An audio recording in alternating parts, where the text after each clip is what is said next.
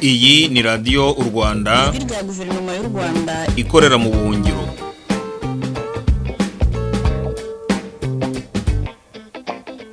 Iyi ni radiyo u Rwanda ijwi rya guverinoma y'u Rwanda ikorera mu buhungiro.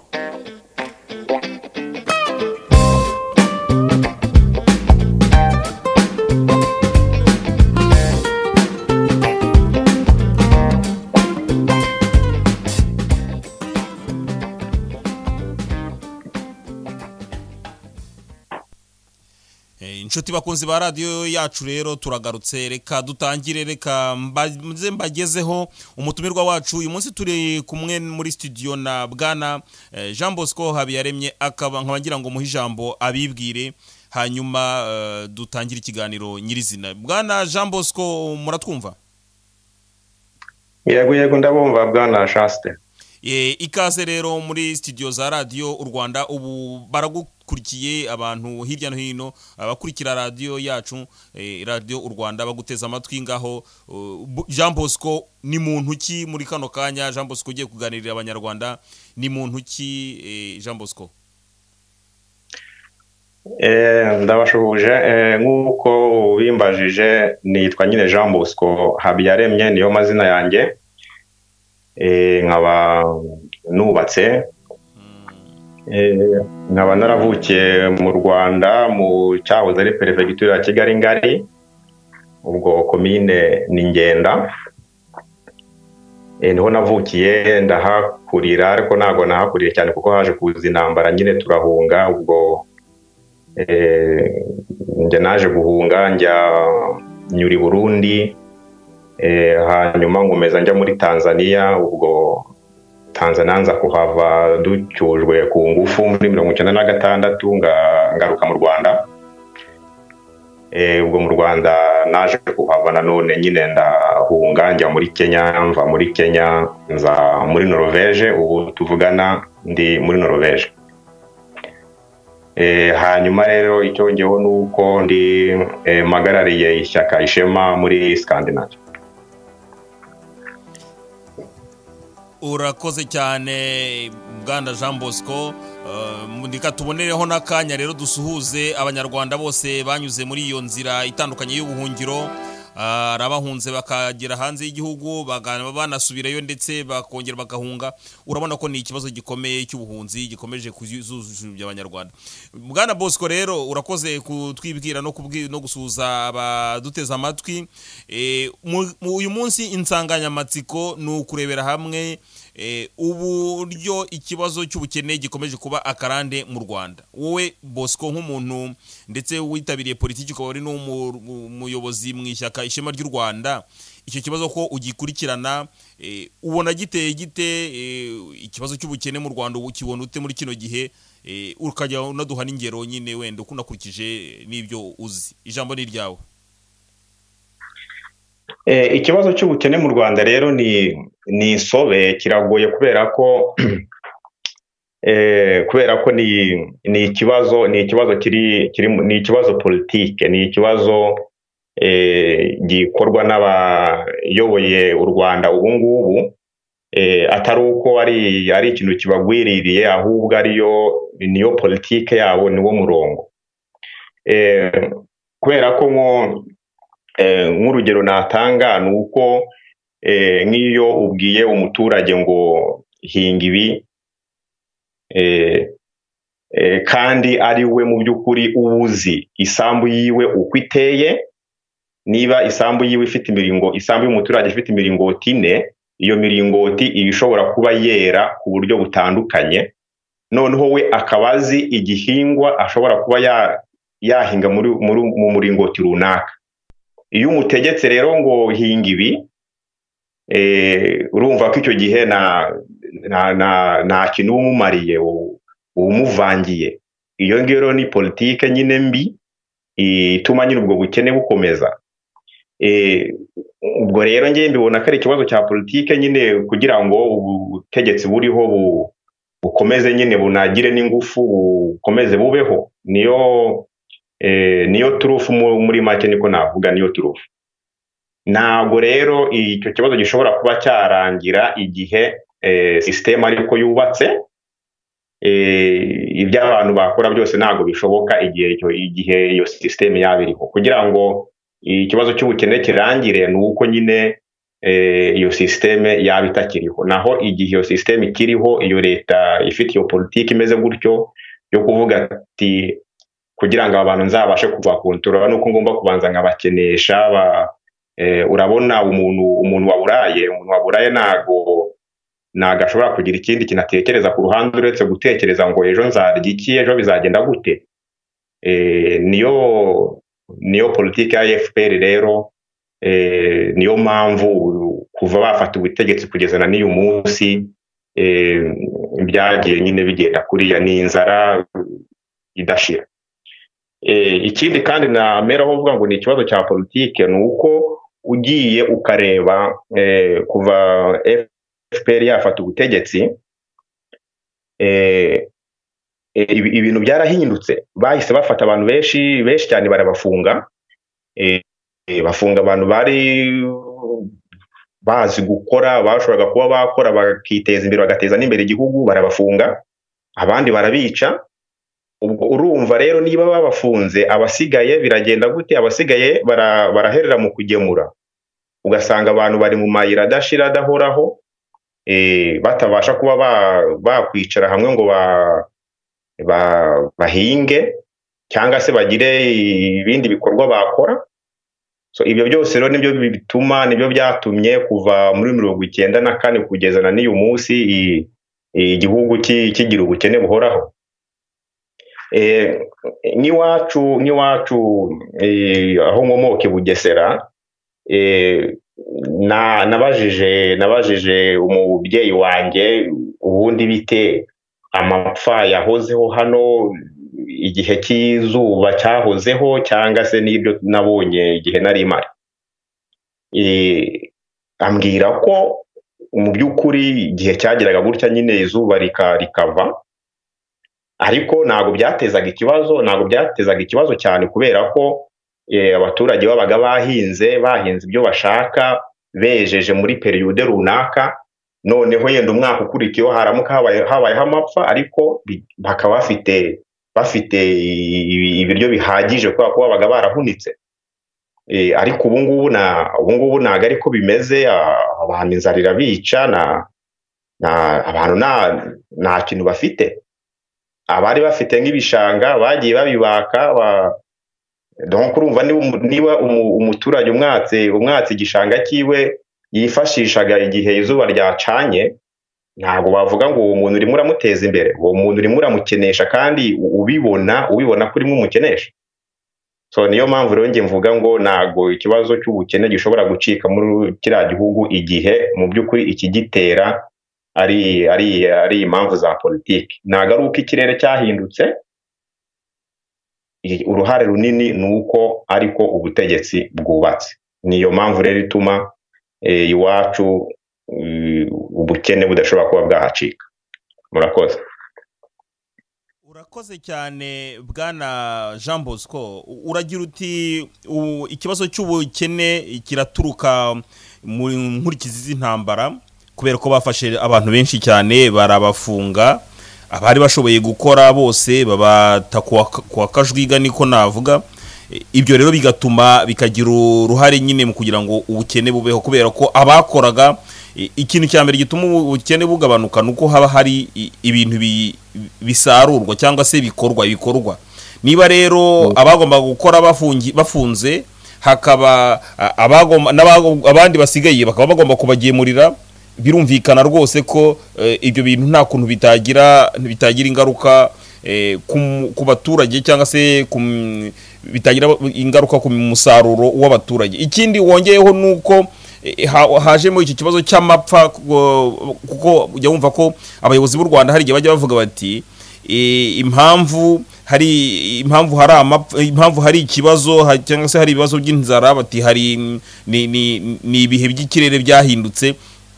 Ariko wongeyeho ko rwose ubona atari byo, cyane ko mbere nubwo byabaga bihari, ariko hajemo ya politiki yo gucunga ubutaka wabaye nk'unenga yo gutegeka abaturage icyo barya icyo bazahinga kandi nyamara utabanje kwita ku byerekeranye n'ibyo bakeneye. Ahangaha ndagaruka ku byerekeranye n'ibitabo byandikwa henshi ku isi.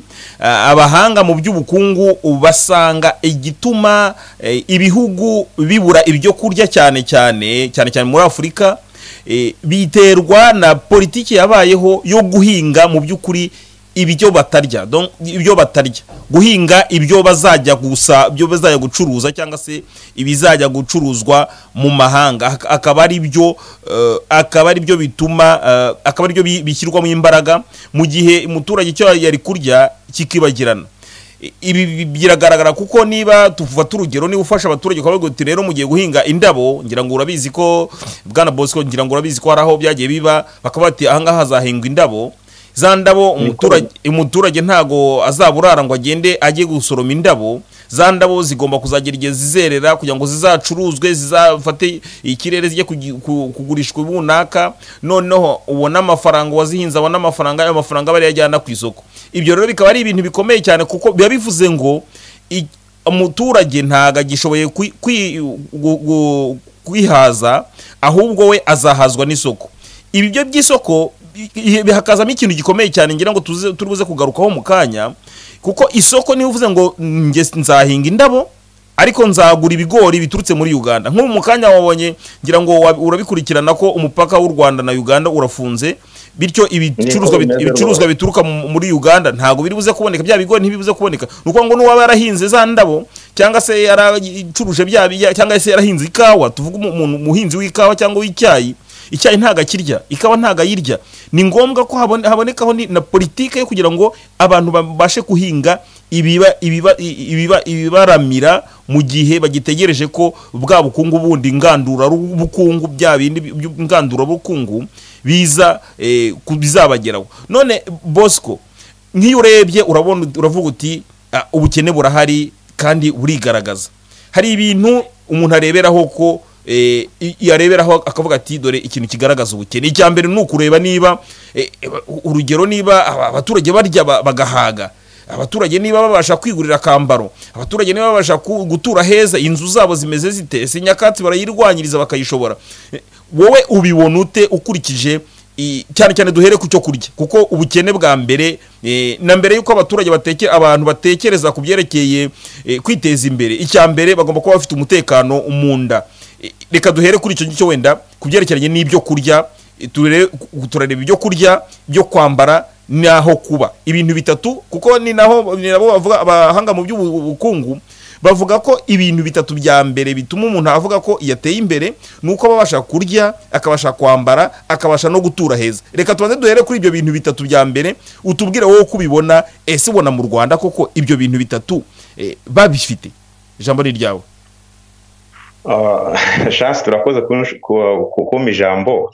Ibyo ngibyo nta nubwo ndumva atari na ngombwa kubitindaho cyane kuko nabyo nabihari. Ngewe mfite umuryango munini nkomokamo, abo bose bari mu Rwanda. Nanjye ubwanjye narahabaye imyaka itari mikeya, yewe nyiri n'umwana. Ubukene burahari. Inzu nziza abaturage batuyemo nazihari. Inzu nziza n'iziriya bateretse hari i Kigali. Abaturage babayeho nabi.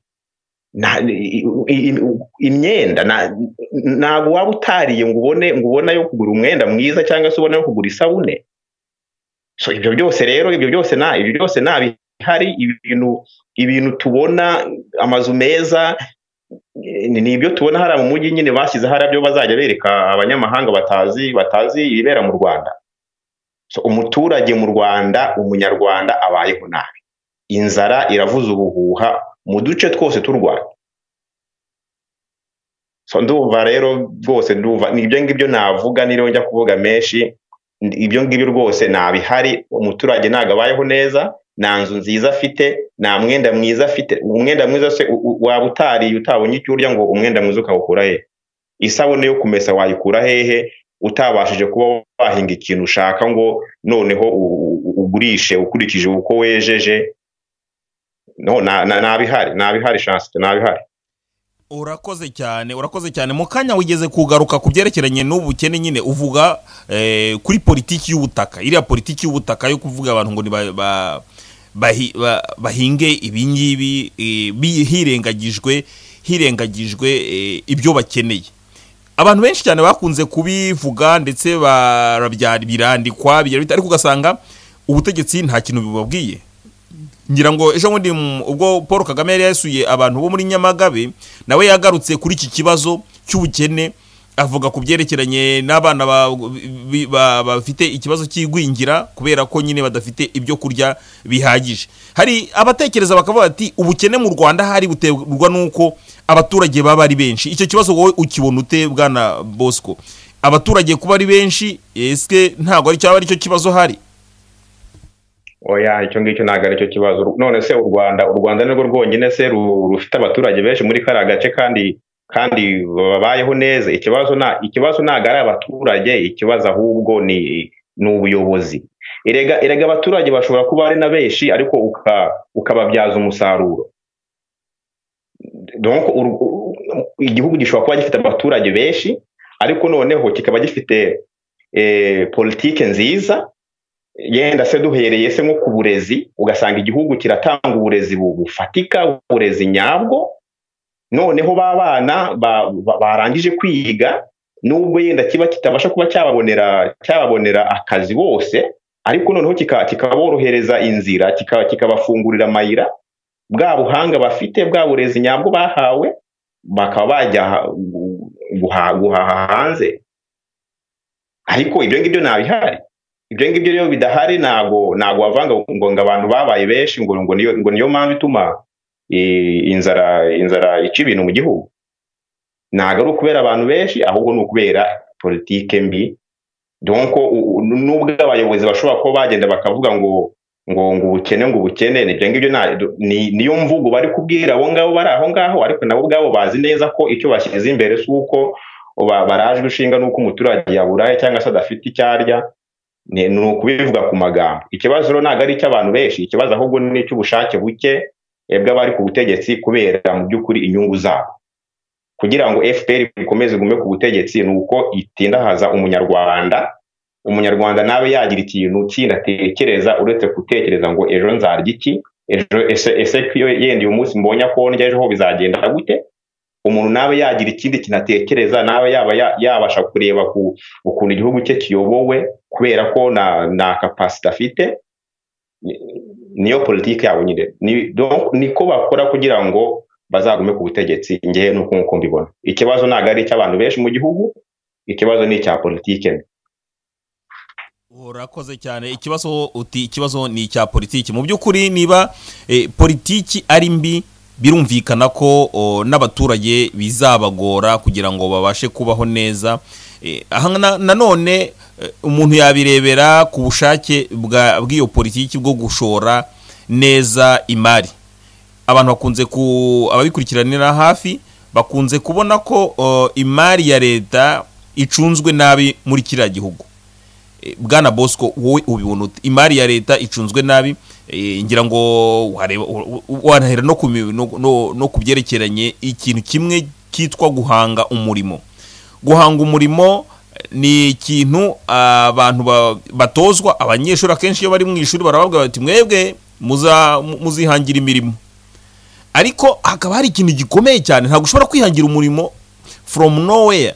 Ntushobora kuva mu ishuri ngo ujye kwihangira umurimo kuko nta gishoro ufite. Iki gishoro cyava hehe?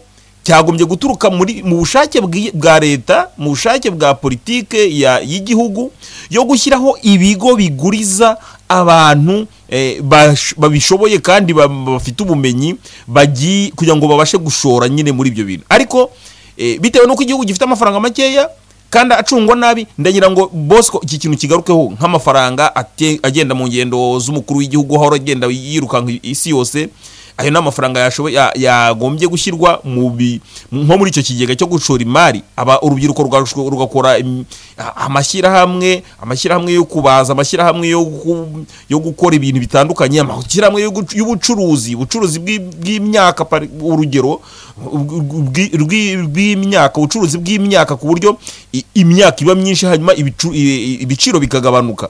Ariko ayo mafaranga acunzwe nabi kubera ko nyine ntawe ubaza Kagame ati wowe icyo kintu kibona ute Bwana Bosco? Ibyo ngibyo kwivuza niko biri, ni ihame ridakuka. Umutungo w'u Rwanda wabaye w'abantu bake mu bagize abanyarwanda ku giti cyabo, ibintu byose barabyikuye babigize ibyabo. None se ikibazo cyo kwihangira umurimo se, none se reka tuvuge ko iyo politiki ni nziza, kwihangira umurimo rwose ni ikintu cyiza cyumvikana neza. Ariko se umunyeshuri waba wamwigishije ukamwigisha kwihangira uwo murimo, udashobora byibuza no kuba wagira icyo umufasha, ugomba byibuza kumuha, ugomba kugira umunani umuha, ukavuga uti uyu muhungu naramureze, ndabona atangiye gukura, ndabona hari ibintu amaze kumenya, none reka muhe no munani, noneho nawe agenda yirwariza. Umwana arihangira umurimo gute nta kintu umuhaye, utamuhaye hahera? Kandi atari ukubera ko amafaranga mu by'ukuri yabuze, ahubwo ari ukubera ko amafaranga yakoreshejwe nabi. Ariko kandi nanone yakoreshejwe nabi atari ukubera ko ari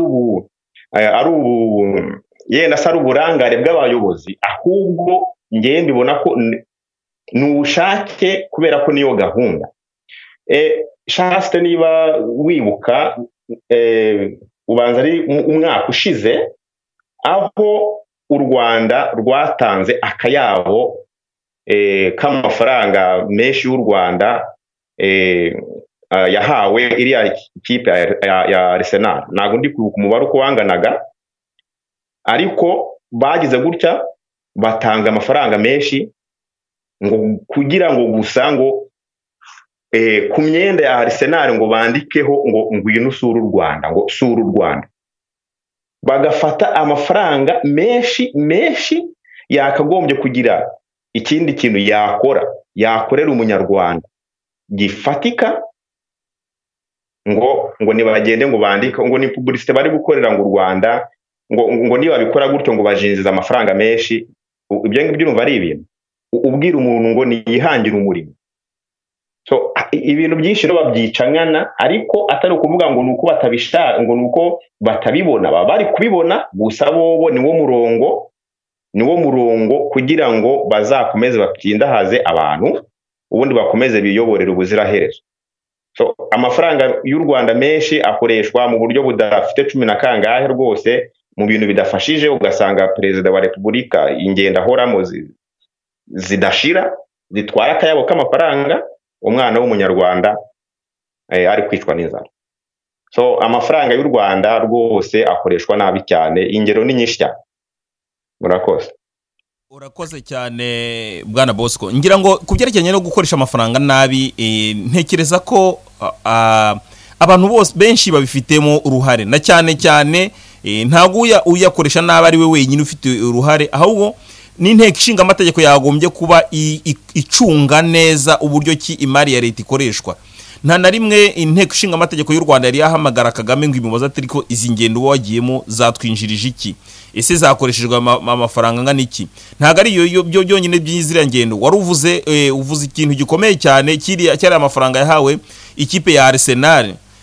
Amafaranga nabo batinye kuyavuga, kuko bavuga ko harabavuga ko ari miliyoni 30 mu myaka 3, ko buri mwaka bazaba batanga miliyoni 10 cyangwa ariko ni ibintu ntago azwi, nta muntu yazi, batinye no kuyavuga kubera ko nyine ari ibintu bififitse. Ntago ari ayo yonyine. Reba amafaranga ejo bundi bashyize mu bintu by'ubucuruzi biriya by'byogajuru. Ngira ngo uzi ko bamaze iminsi barayiciye umurya, bavuga yuko ngo u Rwanda rwaguze icyogajuru, ariko nyamara amakuru asesenguye neza aragaragaza ko u Rwanda nta mu by'ukuri kiriya cyogajuru ntabwo ari icyabo, ahubwo Kagame we yashatse gushyiramo amafaranga kugira ngo ashimishe bene cyo, kubera ko ari amacuti ye. Afata amafaranga ibihumbi 50, miliyoni 50 z'amadolari n'amafaranga menshi cyane akuye mu isanduku ya leta, aragiye ayashoyemo, kandi ugaguze rimwe umugabane 1%. Ubundi abazi byerekeranye n'amasosiyete cyangwa se n'amacompanies uburyo akora, umuntu ufite umugabane nk'uwo 1% ntacyo abavuze, nta n'ijambo abafite muri ntuza. Ni nayo mpamvu wabonye ko kiriya cyogajuru nta bendera ry'u Rwanda ririho, wabonye ko mu bwabo niyo banabivuga nta nubwo banavuga n'u Rwanda, ntago bajya babivuga, bivugwa n'u Rwanda gusa nirwo rushaka kwiyemera. Kandi noneho ubundi busesenguzi bwagaragaje ko uwo mushinga umaze imyaka 2 uhomba. Mu mwaka wa 2016 uriya mushinga wa kiriya cyogajuru, bari abakora biriya byogajuru bahombye miliyoni 273. Mu mwaka wa 2017 nawo nuko kugeza n'uyu munsi leta zunze ubumwe za Amerika zanze gukorana nabo business kubera ko babonaga ari umushinga utunguka. Ikindi nuko biriya byogajuru bari iriya company yitwa OneWeb n'ubwa mbere yarikoze iriya business y'ibyogajuru, nuko ngo biri mwigerageza. Nuko ko rero barabifashe bajya kubigeragereza ku Rwanda, u Rwanda rwinjira muri ibyo bintu by'igerageza. Ngira ngo ibyo byonyine wabonye ku Rwanda Kagame ashaka gufata u Rwanda nkaho ari akarima ke cyangwa se ari urugo rwe kuryo yifatira ibyemezo ntawe abajije. Ibi rero bikaba bireba cyane inteko ishinga amategeko, kuko niyo yagombye kuvuga iti nyaboneka amafaranga niba agiye gushorwa twagombye kuba tuzi ngo nanga hagiye gushorwa, ese habayeho analyse cyangwa se study, habayeho inyigo yerekana uburyo ki ayo mafaranga azabyara ndi, ndetse n'uburyo ki ayo mafaranga atazahomba. Ibyo ngibyo bikabizi. Ese ayo mafaranga afite insurance, ayo mafaranga afite insurance ku buryo nibi umushinga nuhomba igihugu kitazahomba. Ibyo ni ibintu byiyongeraho ko igihugu cy'u Rwanda kiri mu bihugu ubu ngubu bifite imyenda myinshi cyane. Kubera iki? Iriya nzu ya Kigali Convention Center yubatswe ku madeni, bavuga ko ari miliyoni zirenga 400. Nyuma yaho barakomeje, nyungira ngo uziko mu mwaka washize 2017 u Rwanda rwananiwe, rwabuza amafaranga yo gukoresha, rujya gusaba banke y'isi yose kugira ngo yongere ibatere inkunga. Ruvuga yuko amafaranga yashize kubera ko harayo rwongeye muri ya Rwanda Air, kiriya kompanyi y'indege, bashyiramo amafaranga. Nuko ngo bakora business zitunguka, kandi bakajya bafata amafaranga y'inguzanyo azajya ku mutwe w'abanyarwanda, kuko abanyarwanda nibo batanga imisoro yo kwishyura nyine iyo myenda. Bwana Bosco, wowe ubibona ute? Na cyane ngira ngo urabikurikirana, uziko igira gihugu gikunda kugira imyenda cyane kubera ibyo bintu byo kushaka kwigaragaza no kwibonekeza. Twari twarebye mu kanya turavuga tuti abaturage ntibabayeho neza, twabibonye ntibambara neza, ntibabayeho ntibaryama neza. Reka turebere noneho kubyerekeranye n'ubuvuzi, uburezi bwo ngira ngo ugeze kubukomoza. Reka turebere kubyerekeranye n'ubuvuzi, n'ikindi wenda turongeraho ubushomeri twari tuvuze kuko nta kibazo kuri biriya byo kwihangira imirimo, ariko reka turebe kubuvuzi. Ijambo ni ryawe. Ubuvuzi se yewe shaste we, ibintu byarazambye. None se ni kangahe twumvisha abantu bafungiwe mu bitaro, umubyeyi akajya kwivuza, yagera mu bitaro bakamufunga ngo nagagomba ngo gusohoka ngo kubera ko ngo atabashije kuriha. Urumva? None se ni gute iterambere, ni gute ushobora ko wavuga iterambere, ni gute ushobora ko wavuga iterambere noneho ugasobanura ko umuntu yafungiwe mu bitaro kubera ko atabashije kuriha? Ibyo ngibyo na ahantu ushobora kuba ibyo bintu ntabwo ushobora kuba wabisobanura, kandi ibyo bintu byarabaye mu Rwanda ahantu henshi. Za mituwele, umuturage yatanze amafaranga ya mituwele, ariko agize ikibazo, ararwaye, agiye kwa muganga, bamuciye andi mafaranga cyangwa se ntabwo bamuvuye, ngibi ngo ntabwo biri muri mituwele. Urumva rero ko ni hose ni ibibazo gusa, muri kiriya gihugu. Rimwe na rimwe biranagora kubivuga, kuko biteye agahinda abakagombye kubivuga ntabwo babivuga kubera ko ukomoje ku nteko ishinga amategeko. Si yo nteko ishinga amategeko igizwe na bande? Yashyizweho nande? Ntabwo yashyizweho n'abaturage, ntabwo ikorera abaturage, rero ikorera FPR. So ntabwo bashobora ko bavuga ibintu bitagenda mu gihugu kubera ko ntabwo mu by'ukuri bari gukorera abaturage. Hari uwo bari gukorera, hari agenda yabahaye y'ibyo bagomba gukora n'ibyo batagomba gukora. Ndumva icyo ngicyo nabivuga. Urakoze cyane. Nibyo na agenda biragaragara ko ari umugambi, nta nubwo twanavuga ko ari umugambi wihishe, ko ni umugambi ugaragara. Mu kanya wari uvuze ku byerekeranye no gutanga uburere, hanyuma barangiza bakaba bakohereza abarezwe cyangwa se abana bavuye mu mashuri bakajya gukoresha ubwo bumenyi hirya no hino. Ibi ngira ngo birajyana na cya kiri twavuga mu kanya cy'uko imipaka yagombye gufunguka kugira ngo ubucuruzi bubeho. None se urabona ibi bintu byashoboka bite mu gihe u Rwanda rutabanye neza n'amahanga? Ijambo ni ryawe. Ibyo ngibyo ntabwo bikunda, kuko uri kubona ko urebye ukuntu u Rwanda ruteye, aho u Rwanda ruherereye muri kariya gace, ukareba n'ibihugu birukikije, urareba ugasanga hose nta na hamwe badafitanye ibibazo.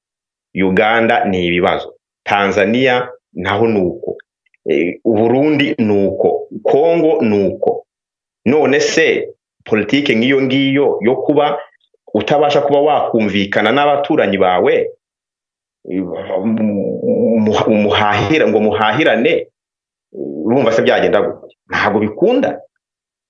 Umwana w'umunyarwanda nagenda najya Burundi kubera nyine ikibazo cya politike, ntabwo biri bukunde, baramureba nabi, yewe nako kazi ntibakamuhe. Urumva kuba watanga rero uburere nyabwo ariko politiki y'ububanyi n'amahanga itameze neza, naho byaba ikibazo. Nubwo wavuga uti none se abo bana bamaze kurangiza, urumva bazasohoka gute? Ntabwo bashobora kuba babona ibihugu byabakira kubera ko nyine ibihugu mutabanye neza. Ntabwo bishoboka. Kugira ngo icyo kintu kibe cyatanga umusaruro nyawo, nuko u Rwanda rwaba rubanye neza n'ibindi bihugu, cyane cyane ibihugu bikikije u Rwanda. Kuko burya umuturanyi n'ugutabara bwa mbere, ntago ari umuntu uturutse kure cyane uza kugutabara bwa mbere, birumvikana.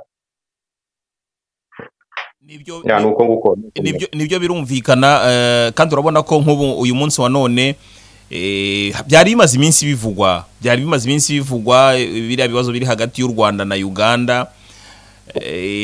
Abanyarwanda bakavuga ngo abanyarwanda muri Uganda barahohoterwa, ariko u Rwanda rukibagirwa ko rwagiye ruca muri humye inzego z'umutekano za Uganda rukajya kwibayo abantu. Ngira ngo ba Liyetona Joel Mutabazi, urabizi uzi uko byabagendekeye, bibwe. Hari abitwa ba Ingabire wiciwe muri Uganda, hari benshi cyane bagiye bahagira ibibazo muri Uganda. None u Rwanda nirwo ruri kwiriza ngo abantu barwo barahohoterwa, kandi ari abantu bagaragaye cyangwa se inzego z'umutekano za Uganda zamaze kubona ko ari abantu bari mu mugambi wo kugirira nabi abenegihugu bari ku butaka bwa Uganda. None uyu munsi ejo hashize amakamyo yose yajyaga mu Rwanda barayahagaritse. Babonye bitangiye gutera hejuru, Rwanda Revenue Authority itangaza ivuga ngo ayo makamyo ngo ntanyure gatuna ngo ajye kunyura ahandi, ngo kubera ko ngo hari ibikorwa ngo byo kubaka umuhanda. Icyambere reka wenda ntagize icyo mbivuga, ndagira ngo ijambo mbanze numve uko ubitekereza. Ese ubundi urabona amakamyo aza kuzana ibicuruzwa mu by'ukuri, Rwanda Revenue niyemerera kuza mu gihugu, niyabuza? Ese Rwanda Revenue ni nayo ikoresha umuhanda ku buryo ivuga ngo turi gukora umuhanda nimusubireyo? Ese Rwanda Revenue niyo ishinzwe umutekano w'igihugu ku buryo niyo ikora na polisi ku buryo ivuga ati amakamyo ntabwo tuyemerera? Ibyo bintu wowe wabibonye ute Bosco? no ibyo ngibyo ngiye ukuntu nabibonye ni nka bimwe nyine kumwe umuntu yashatse gutanga impamvu y'ikibazo ariko nanone atariyo.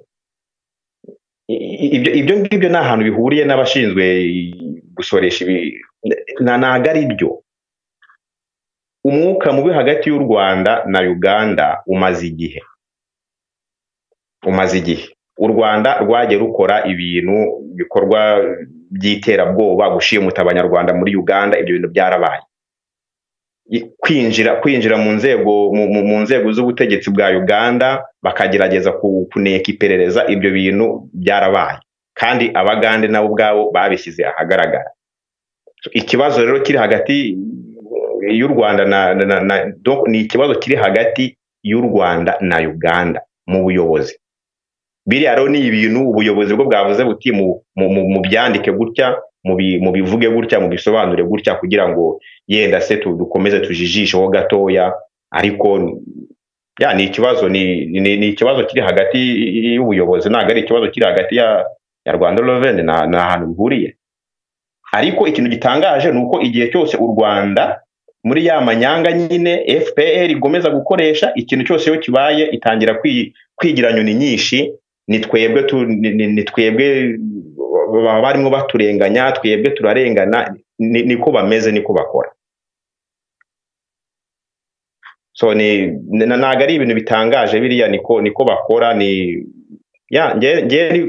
Kuva FPR yafata ubutegetsi, ikintu cyose ikoze yigira nyoni nyinshi, nago ishobora kuba yafata ikintu ngo icyemere. Igihe cyose baba barimo bahakana bavuga ko ari abera.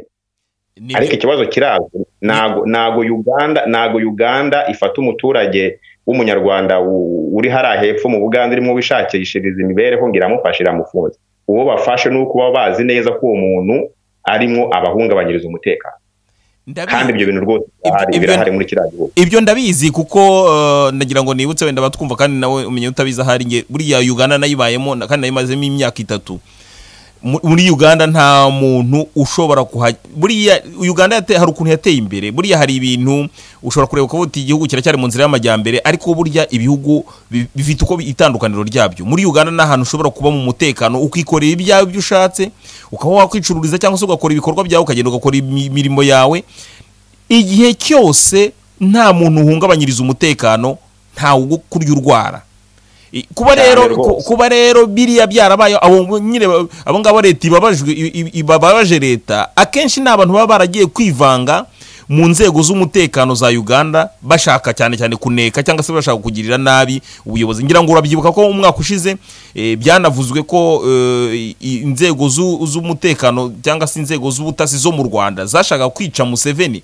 Ndetse byanavuzwe nyuma yaho byavuzwe ko babonye binaniranye, bashobora kuba bari muri wa mugambi wo kwica Bobi Wine, kugira ngo bice Bobi Wine, noneho muri Uganda abantu basare bagira imyigaragambyo cyane, noneho Museveni bimuviremo ikibazo, byose bijye ku mutwe wa Museveni. Ibi byose ni ibintu bizwi, birazwi cyane. Noneho rero tugarutse kuri iriya incident cyangwa se iriya incident yabaye ejo, ikigo kishinzwe imisoro cyahise gitanga itangazo nyine kiravuga ngo ubu ngubu ngo nimwe muretse ngo imihanda ngo umuhanda uri gukorwa, ngo abafite amakamyo ngo mujye kunyura Kagitumba. None ukibaza uti ese aba bantu twenda twemere ko wenda reka duhuma amaso twe kwibaza ngo Rwanda Revenue Authority ishinzwe iki? Reka tuvuge ko wenda aribo bashinzwe imihanda, bakabashinzwe n'abinjira n'abasohoka. None Rwanda Revenue Authority itangira gukoresha umuhanda mu gitondo, uwo munsi mu gitondo akaba ari bwitanga itangazo. Ese umuhanda ugiye gukorwa ntago babanza gutangwa amatangazo ngo bavuge bati rero mumenye ko umuhanda uzakorwa igihe iki niki, ndetse ngo banabwira abazakora umuhanda bati mutangira mujyana ibikoresho materials zo gukoresha mu muhanda bitangiye bigaragare.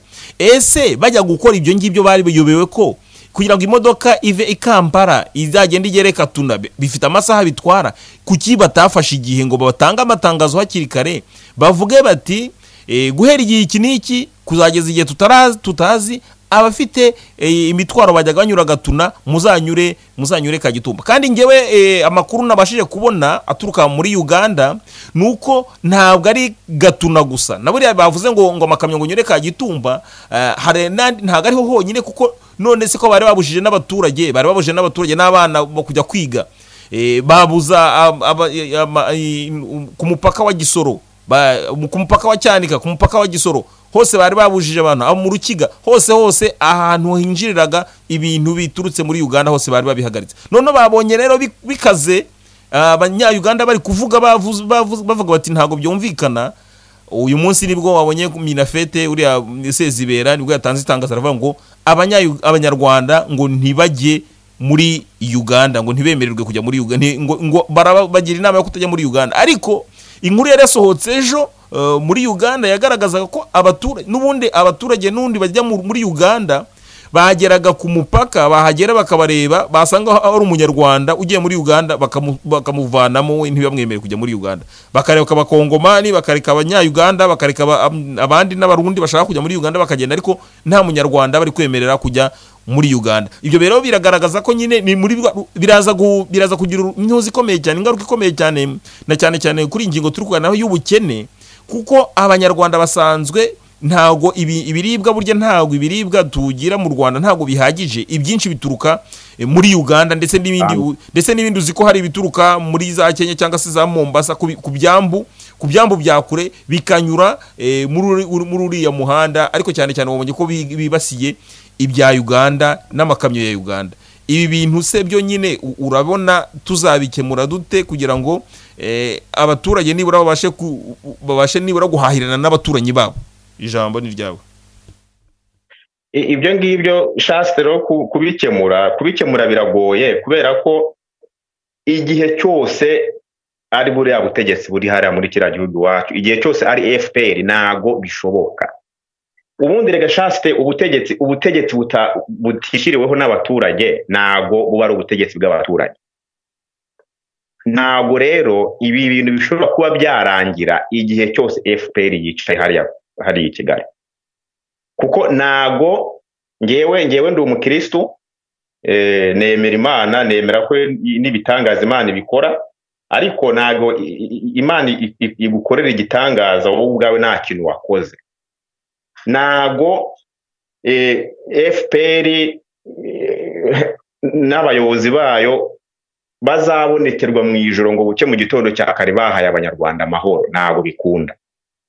Igihe cyose rero dufite buriya butegetsi bwishyizeho, butashyizweho n'abaturage, budakorera inyungu z'abaturage na busa, ntago bizigera bikunda, ntago bishobora gukunda, kuko mu Rwanda ibintu abaturage babejeje ntago biba bihagije, bitewe nyine na politike mbihari.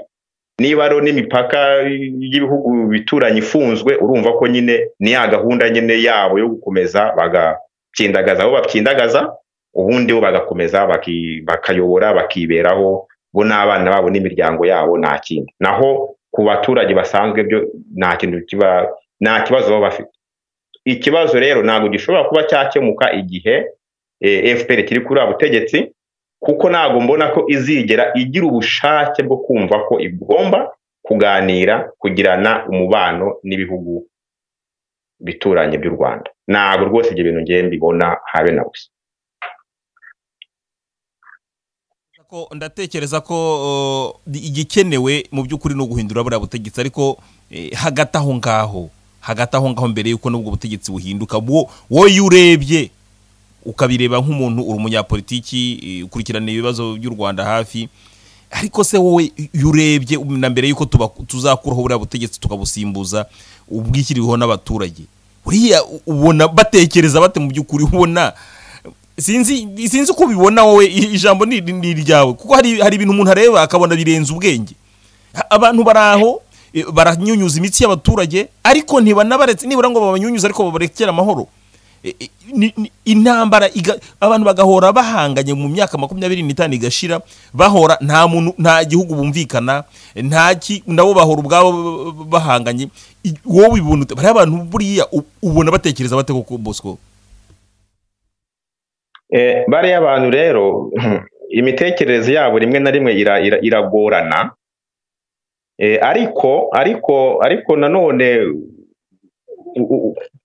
kuyumva nanone ntabwo bigoye, kubera ko dusubiye inyuma gato uri kubona ko na mbere y'uko FPR igera ku butegetsi yabanje gukora intambara kuva muri 90 kugeza muri 93 babonye yuko intambara kuyitsinda yenda se bibagoye, bakora ariya manyanga yo kwemera yo kujya mu imishyikirano bayijyamo.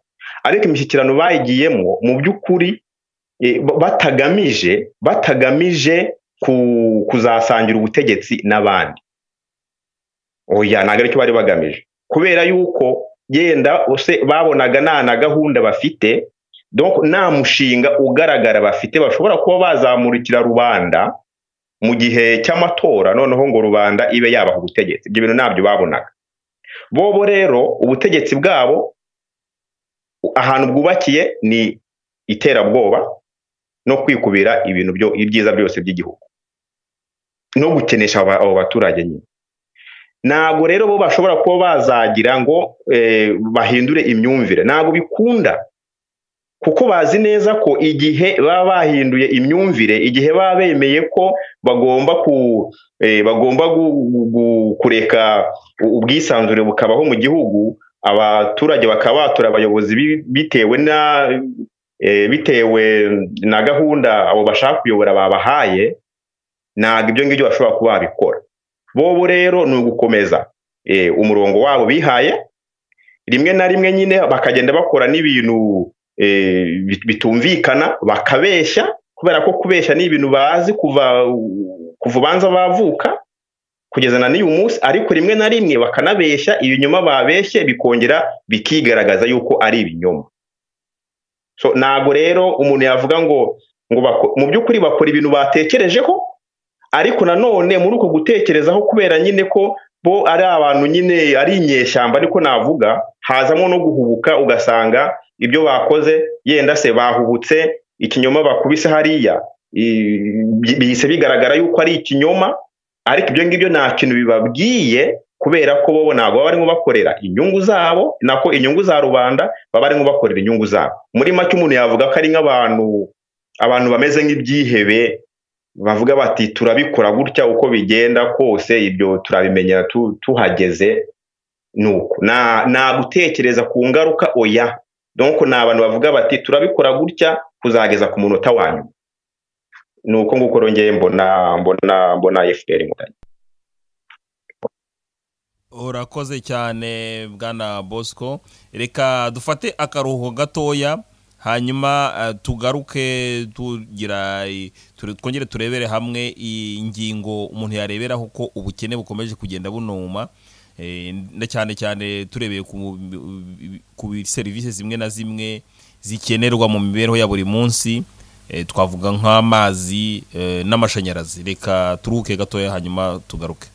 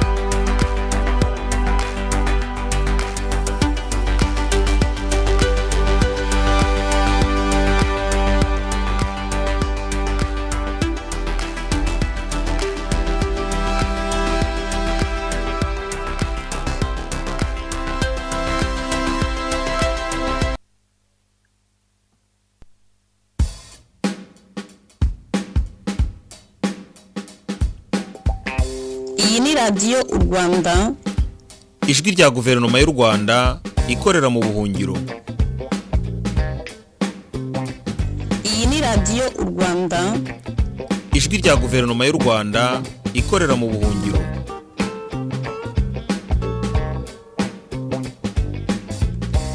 Iyi ni radiyo u Rwanda, ijwi rya guverinoma y'u Rwanda ikorera mu buhungiro.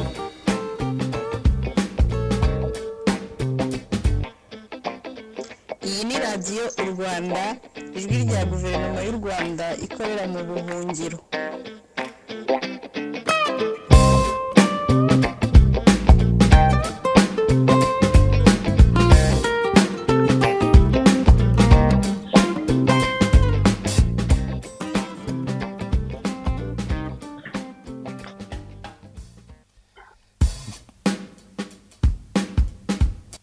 Inshuti bakunzi ba radiyo u Rwanda, nyuma y'ako karuhuko gato rero katugaruke dukomeze ku kiganiro kijyanye n'insanganyamatsiko y'ubukene bw'abakarande mu Rwanda. Twari twavuze ku byerekeranye n'ubukene, aho abantu batagira ibyo kurya bihagije ndetse bakaba batuye ahatari heza, bakaba batabasha no kwishyurira abana babo amashuri. Reka turebe ku kintu gikomeye cyane cyitwa amazi meza, kuko amazi meza ni ishingiro ry'ubuzima bwiza. Bwana Bosco, ikibazo cy'amazi meza ukibona ute mu Rwanda? Ikibazo cy'amazi meza rero nacyo ni ikibazo gikomeye, kubera ko mu duce twose tw'u Rwanda, cyane cyane nk'abantu badatuye ahantu hari imisozi ngo babe bifitiye amazi aturuka muri iyo misozi, ni ikibazo gikomeye, kuko na n'uyu munsi abaturage baracyanywa agatobwe, baracyavoma mu migezi ya ruhurura, mu bishanga, amazi mabi. Abaturage birirwa baribwa n'ingona, ibyo twarabyumvishe inshuro nyinshi. Ikibazo cy'amazi muri kiriya gihugu kirahari kugeza na n'uyu munsi. Kandi naho bayagejeje naho ni ikibazo, kuko ntabwo ayo mazi ugenda ngo uyavome utayaguze. Ndibuka ko mbere y'uko mva mu Rwanda, aho twari dutuye, bigeze kugira gutya bahazana amazi koko. Ndabyibuka rwose, hari robine, niba ubu ngubu igihari simbizi, ariko amazi twarayaguraga, kandi ku mafaranga ugereranyije n'ukuntu umuturage abayeho n'amafaranga afite n'ubushobozi bwe, mu by'ukuri ugasanga amazi arahenze. Urumva rero, niyo waba wabashije kuba wayageza ku baturage, ariko uwo muturage akayagura, kandi akayagura ku mafaranga adafite, kubera nyine bwa bukene wamuteje n'ubundi, urumva ko ntabwo bikunda. Ni nka business, niko navuga. Umuzaniye amazi, ariko ayo mazi uzajya uyamugurisha. Byongeyeho ko atari n'ahantu henshi byibuza. Ubona byibuze iyo baza kuba barabashije kuyageza ku baturage koko, yenda bakaba banayagura, ariko babikoze ntabyo. Rero ntabihari na n'uyu munsi. Abaturage, abantu bose mvugana nabo, abenshi baracyavoma mu bishanga n'amazi bafite. So icyo kibazo rero ni ukubivuga ngo barabikemuye, ariko birahari, twese turabizi. Chaste, nawe urabizi, ugiye ukareba aho ukomoka, wasanga nta amazi ahari, ntayahari. Yewe no mu mujyi wa Kigali nabo nayo bafite ahagije. So ikibazo cy'amazi rero kirahari rwose. Naho cyagiye, nta n'ikintu kinini bigeze bagikoraho. Kandi ukurikije amafaranga igihugu kiba cyabonye, iyo baza kuyashyira koko mu bikorwa bifitiye akamaro abaturage, byashobora kuba barageze ku rugero rushimishije, ariko rwose nacyo.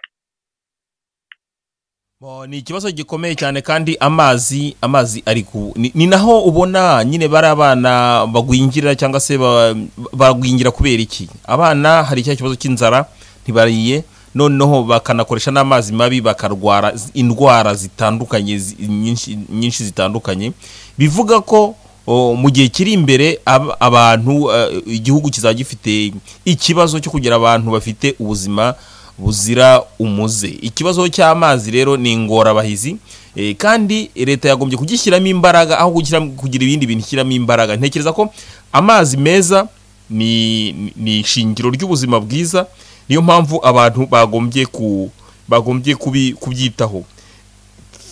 Hari ikindi twarebye kubyerekeranye hari ikindi twavuze kubyerekeranye no kwambara neza. Ngira ngo hanga guhagaruka kuri cya kibazo cya caguwa, ikibazo cya caguwa Bosco kogeze kugikurikirana ubihuza ute na politike yo gukinesha abaturage? Ijambo ni ryawe. Ikira kibazo cya caguwa rero noneho ni imwe yarurangiza, ni imwe donc yo kuvuga ngo noneho umuturage nashaka zambara ubusa utabashije kubona bingahe ngazagure muri izi nganda zacu se cyangwa muri izi butike zacu, ibyo biramureba. Kira ni ikibazo. Caguwa yahozeho kuva na kera. Caguwa nago ari ikibazo ku munyarwanda. Umunyarwanda agomba kuba yakwihitiramo aho ashaka kujya kugura umwenda bitewe n'ubushobozi afite. Kiriya kibazo cyo guca ziriya nuza rero ni ukugomeza nyine gupyinagaza abaturage. Yashoboraga kuba yagenda akigurira umwenda wa make uhuye n'ubushobozi afite, none ibyo ngibyo bivanyeho. Najya kugura umwenda yenda se uwo mwenda uraza kuba umuhenze, usange hajemo nyine no kuba abaturage nta myenda bafite bambara ubusa. Biriya ni ugukenesha abaturage mu buryo burenze, ni ubugome bwose umuntu atabasha no gupima. Kubera ko none se u Rwanda, iki gihugu ngewe ndimo cya Norvège, u Rwanda rurusha Norvège ubukungu. Hano se ko dufite caguwa ko tuzifite, kuki i Burayi izo caguwa zihari, none u Rwanda rwo rufite iki? Ese byibuza se ni inganda se byibuza ko bafite nyinshi zishobora kuba zakorera abaturage imyenda ku buryo abaturage rwose baba bafite imyenda mu gihugu nta kibazo? Ubona byibuze bavuga bati turaziciye, dufite inganda, tuzadukora imyenda muyigure ku mafaranga make, ibintu by'imyanda yenda se tubivane mu nzira. Ariko ntago ariko bimeze.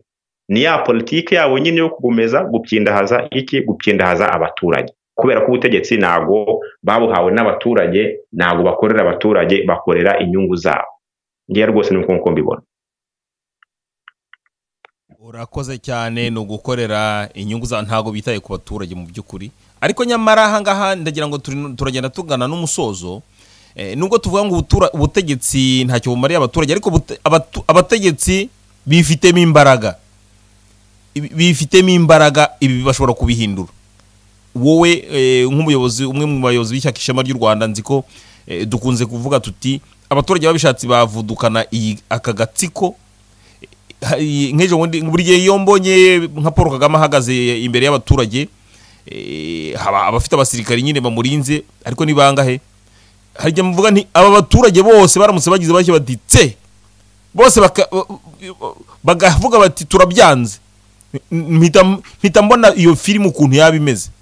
Iyo filime ukuntu yabimeze kandi birashoboka. Bosco, turimo turasoza ikiganiro kubyerekeranye n'ubukene. Twabonye ko system ya FPR ariyo ifite mu by'ukuri gahunda yo gukenesha abantu kugira ngo ibone uko ibategeka.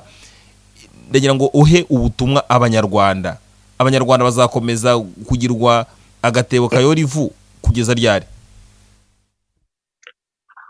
Mu gusoza rero ubutumwa naho abanyarwanda b'imbere mu gihugu, na icyambere nabihangane mu kubihanganisha, bakomeze bihangane, bagerageze kubana na bagenzi babo, babandi uwagize icyo abona abe yafungurira umugenzi we. Ariko nanone batekereze ko ubukene bafite, ibibazo bafite biterwa n'ubutegetsi buriho. Ntabwo ubutegetsi buriho buteze kuzigera bugira ikintu bukora ngo kugira ngo ibyo bibazo biveho birangire. Icyo kintu ntabwo nyine ubona kuri FPR Inkotanyi. Rero icyo gihe abaturage bagomba kumenya ko mu bushobozi bwabo, mu gushishoza kwabo, bagerageza bazajya bisuganya gake gake, igihe nikigera ku bwishi bazahagurukire rimwe basezerere buriya butegetsi, kuko birashoboka. Izo ni ingufu zabo, ni ingufu bafite rwose. Birashoboka kandi hari n'ahandi byagiye biba muri Afurika n'ahatari muri Afurika.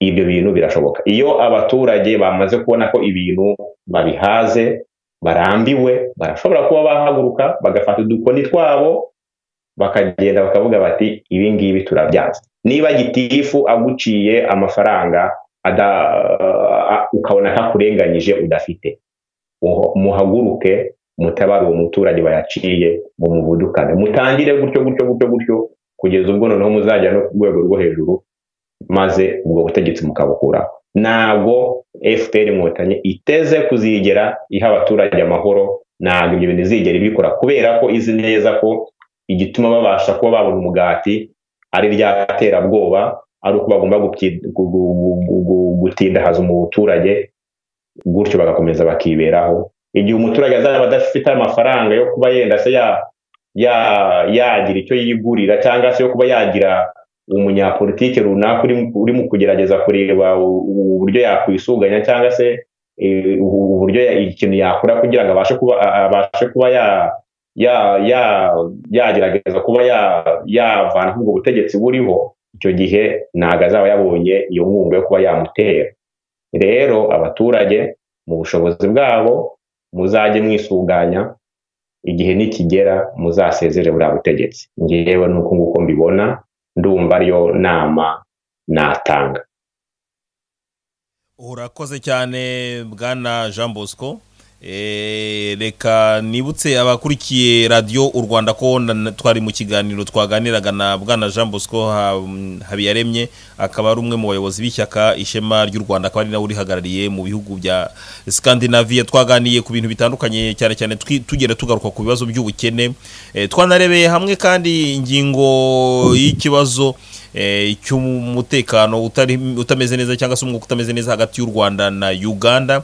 Ndatekereza ko nzategura n'undi kiganiro muri iyi minsi ku byerekeranye n'umubano w'u Rwanda n'ibihugu bituranye, kubera ko bikunze kugaragara ko ari ibibazo bikomeye cyane bituma n'abaturage ubwabo bibagiraho ingaruka. Reka rero ikiganiro cyacu tube tugisubikiye ahangaha. Mukomeze mukurikire radio yanyu muziko radio u Rwanda ni amasaha 24 kuri 24. Dukomeze turyoherwe, mugire ubuzima bwiza, amahoro, umutekano n'umudendezo. Mwari kumwe na Chaste Gahunde kuri mikoro, hanyuma Bosco nawe sezera ku Banyarwanda. Mukomeze mugire ibihe byiza. Ejo mu bice Abanyarwanda barimo nk'ejo hari Adventiste, ndifurije isabato nziza. Abagaturika n'abaporo namwe muzagira icyumweru cyiza, mukomeze mubane n'Imana. Murakoze. Iyi ni radio u Rwanda, iyi ni radio y'u Rwanda, ijwi rya guverinoma y'u Rwanda ikorera mu buhungiro. Iyi ni radio u Rwanda, ijwi rya guverinoma y'u Rwanda ikorera mu buhungiro.